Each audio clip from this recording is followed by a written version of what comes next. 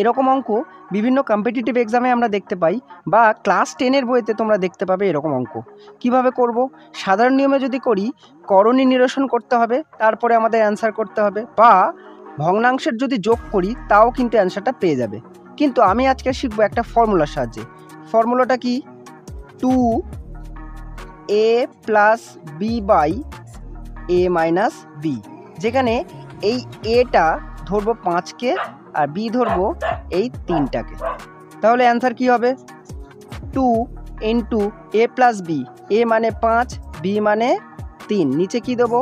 এ minus B মানে 5 minus 3, তাহলে 5 3 8, 8 দুগুণে 16, আর নিচে কত আছে? 5 থেকে 3 বাদ দিয়ে 2, তাহলে আনসার কত? 8 দুগুণে 16, 8 আমাদের আনসার। এর থেকেও যদি তাড়াতাড়ি করতে চাও, কিভাবে করবে?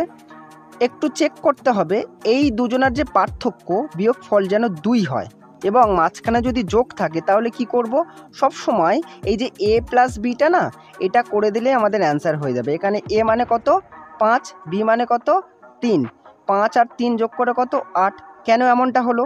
কারণ এদের পার্থক্য যদি 2 হয়, এই 2 আর এই 2 কেটে যাবে, কিন্তু যদি ডিফারেন্স বা পার্থক্য 2 না থাকে তাহলে এই ফর্মুলাটা আমরা ব্যবহার করব।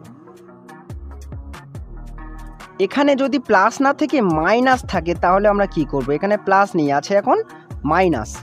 ফর্মুলাটা হচ্ছে 4 root over A B by A minus B. বোঝা গেল? তাহলে মাইনাস থাকলে অ্যান্সারটা কি হবে? 4 লিখব, এ মানে ধরেছি 5, বি মানে 3, তাহলে 3 5 15, নিচে কি লিখব?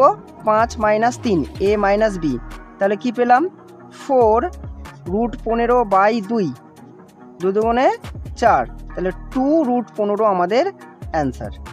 আপনাদের এত সহযোগিতা, সাপোর্ট আমাকে নতুনভাবে উৎসাহিত করে, উদ্দীপিত করে নতুন নতুন ভিডিও বানানোর জন্য।